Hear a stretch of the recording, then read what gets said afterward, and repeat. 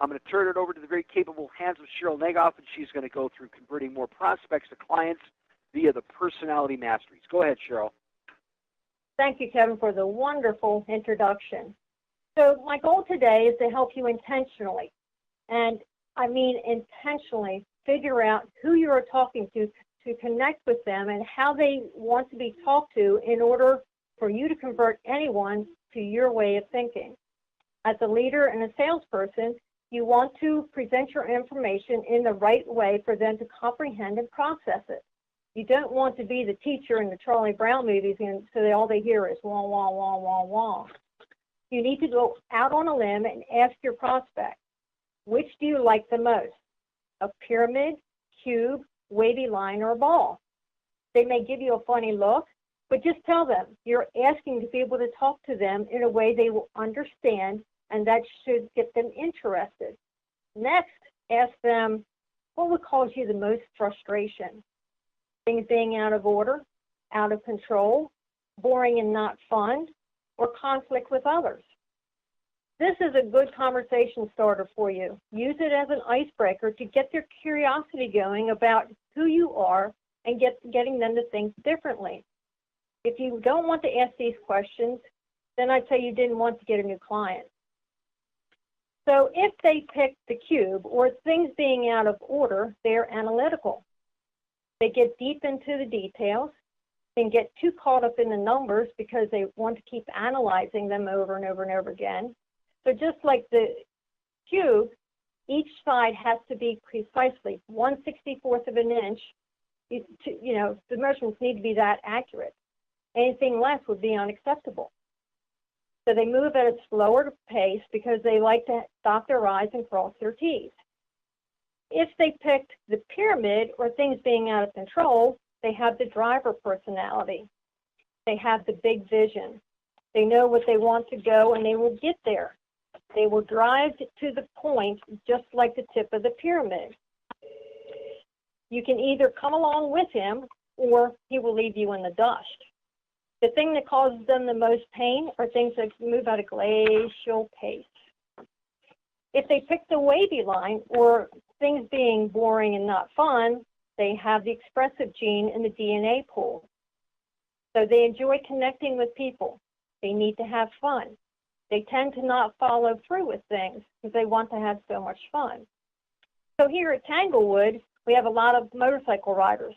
A lot of them have this trait. Why? Because they see this curve. And what do they want to do on a motorcycle is just lean back and forth and have fun going through those curves. So for those that pick the ball or conflict with others, they will have the amiable personality. They want peace at all costs. Want things to be run smoothly. They will take care of things in the background to stay out of the spotlight. And like the ball, they just want to roll around to everyone and please everyone so they are liked. That thing, the thing that causes them the most pain is conflict with others. So once you have explained this type of personality, the personality they pick to your prospect, you might want to add this little catchphrase. Your greatest strength is also your greatest weakness. Why? Well, the animal will be good at getting the details done, but may spend too much time and not get anything actually done. The driver can push forward to get the job done, but may run over people getting it done. The expressive will want to have so much fun that they will have trouble getting the task done. The amiable will avoid conflict with others and may miss out on things, important things that they could have impact with. So now you know what personality you are talking to. What do you as a leader or a salesperson need to do? You need to learn how to be quad polar. What is quad polar? I haven't heard of that before. It's knowing all the personalities and being able to switch to any given personality to make your prospects clients. What good is talking to a driver telling him a bunch of stories when all he wants to do is see the big picture? When you learn to change to different personalities, you begin to dance. So an analytical prospect will become your client because you have taken the time to answer all the questions with facts. You are organized in your presentation. you have helped them to understand that they have made a sound decision. To really cinch it, you will have all their information ready and printed out for them when you have a face-to-face meeting. A prospect who is a driver will do business with you because you have shown him how to go quickly achieve his goals or big pictures. You have been direct and precise with him.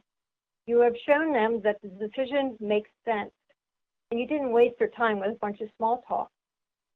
The fun-loving, expressive prospect will become a client because you made the process fun and easy for them. You gave them a lot of praise, and you didn't bore them with the details.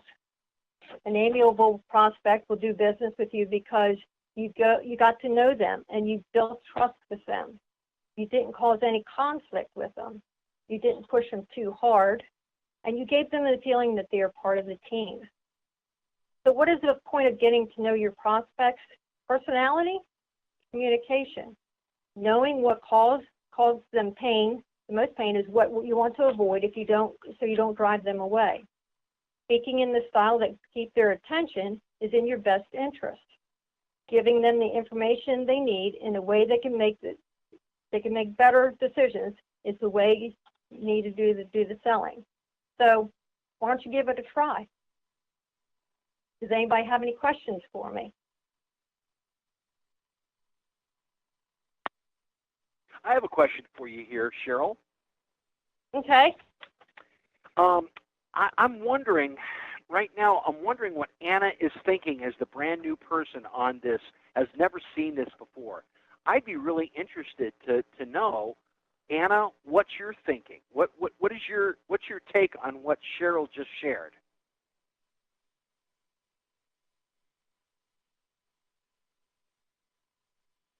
Anna, if you're talking, you're on mute. We'll get back to Anna here in a minute. So, Cheryl, I really appreciate what you did. That was a fantastic job what you did, converting more prospects to clients. I want people to see, can people see how being able to understand how people like to be talked to if they're a driver, you don't tell them a lot of stories, and make sure that if if they're an analytic, you don't try and tell them stories and get a lot of excitement. Does anybody have any questions or insights as to how that's going to change your life, how it's going to change your business, how it's going to change your relationships? So I have some insight just to share with all of you guys. Sorry, I stepped away for a second. In regards to the colors is really important. If you even just remember the colors and not even the whole descriptions of it, it plays a huge role. The whole driver, the expressive, the analytical, and the amiable. I worked at McDonald's at the corporate location over here in Chicago, and it was actually a prerequisite for us to take this test and find out what color or what personality we had. And when we had to meet in meetings that took place maybe 8 hours a day with these people, it plays a huge vital role in communication and getting things done effectively in those hours. Wow, great insight, Anna. Mm-hmm. That is great. So do you see how converting more prospects to clients can help by understanding the personalities and being able to master that? Oh, yeah. Yeah. You understand their needs, who they really are as a person, and then you're able to get to their level and understanding. If you need to empower them for any change, any growth, any of their issues that they want to face. Right. So when they do that, what has been your experience, or what would you like your experience to be by understanding that maybe at a better level now that you've heard Cheryl share that? What can you do to apply that right now? One thing you can apply right now to your business in order to help you have more income and less time, less stress, and better life balance. It's much easier knowing that there's these types of personalities because it's the way you approach people that you can actively have a communication. If you know they're just passionate about something, you need to get them at that point. If you know they're direct and to the point, if they are, a driver, you know to give them exactly the detail that they want, the high level, make it time efficient, not waste anyone's time. You know exactly how to communicate with people. And then at that point, what do you see happening in your business? It grows. It grows potentially, and you don't lose hours of your day. You're more active. You're more effective.